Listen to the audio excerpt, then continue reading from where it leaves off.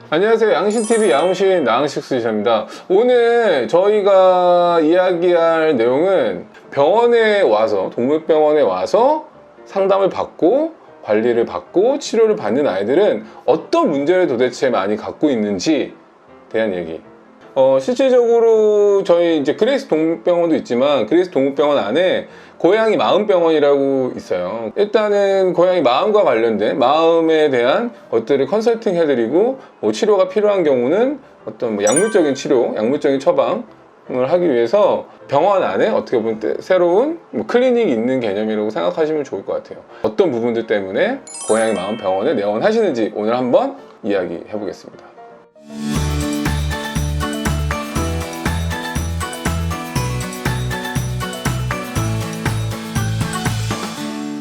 두 가지 측면에서 생각하시면 돼요. 하나는 그냥 일반적인 진료를 하다가 소소하게 물어보는 문제들이 있어요.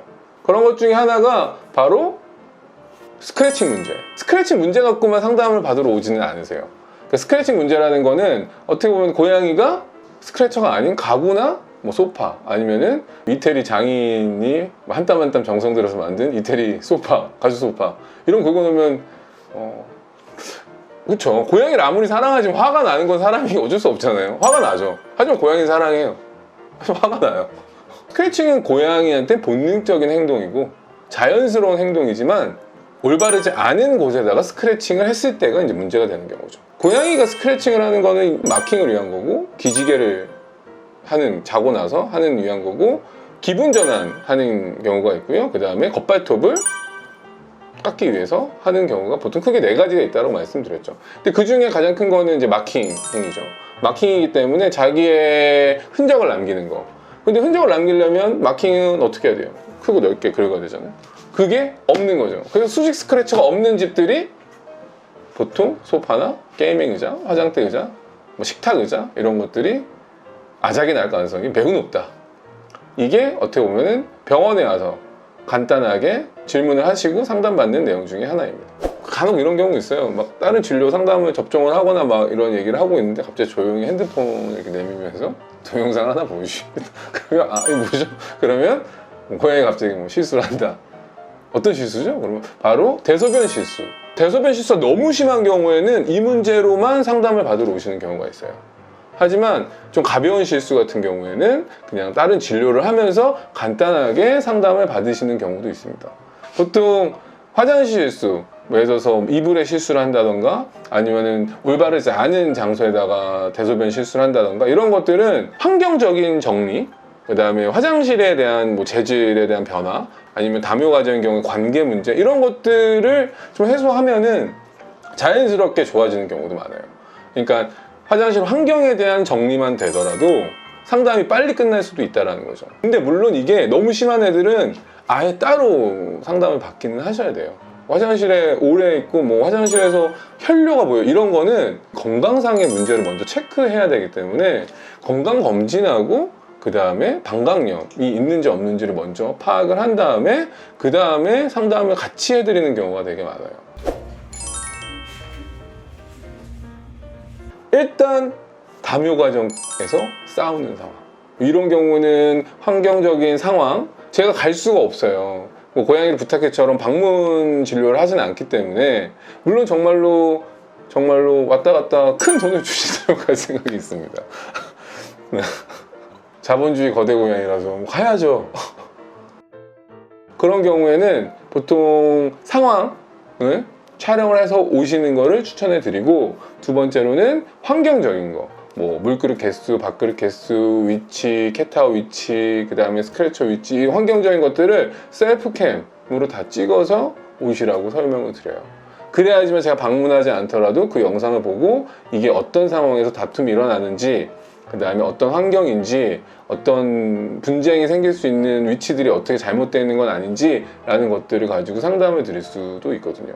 이런 경우에는 크게 3가지 측면에서 상담을 드린다고 생각하시면 좋을 것 같아요. 하나는 환경적인 관리, 그러니까 뭐 놀이 같은 거라던가 놀이 장난감이라던가 물급, 방금 전에 말씀드린 환경적인 매니지먼트 관련된 관리적인 부분에서 상담을 드리고요. 두 번째는 바로 모디피케이션이라고 하는 어떤 교육적인 방법, 싸움이 있기 때문에 가해 고양이, 피해 고양이가 있고 아니면 둘이 같이 격렬하게 싸우는 아이들도 있거든요. 그런 경우에 어떤 교육을 시켜야 되는지에 대한 것들을 안내하기도 합니다. 아니면 합사의 방법에 대한 교육을 상담하면서 진행하기도 하고요. 그다음에 세 번째, 심각한 경우 피해받는 아이들도 고통받는 경우도 있고요. 그 다음에 때리는 애도 스트레스 받고 있거든요. 그렇기 때문에 이 둘 다 약을 먹어야 되는 상황도 있어요. 그렇기 때문에 이런 경우, 고양이끼리 다묘 간의 싸움 이런 경우에는 직접 예약을 하시고 오셔서 따로 독립적으로 상담을 받는 그런 경우가 많아요. 마지막 2개 남았습니다. 독립적으로 오는 경우 둘 중에 하나는 바로 강박증 때문에 오는 경우가 되게 많아요. 강박증의 경우에는 여러 가지가 있거든요. 따로 또 나중에 설명을 드리겠지만 뭐 비닐이나 이런 이식증, 이물을 먹는 경우, 아니면 자기 털을 과도하게 뭐 핥거나 깨물어서 털을 뽑는 경우, 아니면 꼬리를 쫓아다니는 경우, 아니면은 뭐 지각감인 증후군이라고 해서 고양이가 등이 뭐 물결처럼 꿈틀꿈틀 된다던가, 아니면은 갑자기 막 점프를 한다던가, 뭐 안달난 고양이병이라고도 하죠. 안달난 아이처럼 막 어쩔 줄을 몰라다던가, 귀를 너무 턴다던가, 막 핥는다던가, 이런 아이들은 지각감인 증후군, 아니면 강박증 때문에 상담하러 오는 경우가 생각보다 많아요.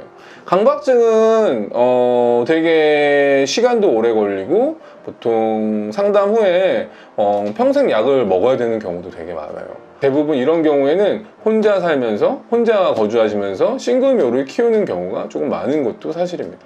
그리고 이 싱글묘, 혼자 지내는 애들은 보통 외로움, 그 다음에 심심함, 무료함, 이런 것들, 스트레스, 이런 것들을 되게 많이 받고 있기 때문에 이런 부분 스케줄 관리, 환경 관리를 하는 경우도 되게 많다라고 보시면 좋을 것 같아요. 그럼 대망의 1위라고 할 수 있는, 제일 많이 상담을 받으러 오는 경우는 바로 안타깝고 되게 무서운 보호자에 대한 공격성 때문에 상담을 오시는 경우가 많아요. 보호자에 대한 공격성이 낮은 공격성부터 높은 공격성까지 되게 다양합니다. 그리고 이유가 다 있고요. 가벼운 공격성, 뭐 놀이 공격성부터 해서 공포심이 많아서 생기는 뭐 공포성 공격성, 아니면 사회성이 부족해서 생기는 사회성 부족 공격성, 아니면은 뭐 대상 전환 공격성, 사냥 공격성, 모성 공격성까지 되게 다양하기 때문에 이 부분은 꼭 병원에 방문하셔서 상담을 받고 설문을 하고, 되게 이 과정이 되게 어떻게 보면 보호자의 노력과 저의 노력이 정말 제일 많이 필요하고, 정말 이 보호자와 저와 고양이 이 트라이앵글 팀업이 정말 제일 중요한 어떤 문제 행동이라고 보시면 좋을 것 같아요. 고양이 문제 행동이 있을 때 가장 안 좋은 경우는 뭐냐면은 아무것도 하지 않는 거예요. 행동 문제는 놔두면은 걷잡을 수 없이 심각해지기 때문에 제일 중요한 거는 첫 번째도 예방, 두 번째도 예방, 세 번째도 예방입니다. 그래서 예방을 하는 거, 스트레스를 받지 않게 하는 거, 아니면 그런 행동을 하지 않게끔 해주는 게 가장 중요하고요. 조금이라도 문제 행동을 보인다면 가까운 동물병원에 방문을 하셔서 전문가인 수의사 선생님하고 상담을 받으시는 거를 추천해 드려요. 오늘 저의 내용이 도움이 되셨다면 구독과 좋아요, 알람, 댓글까지.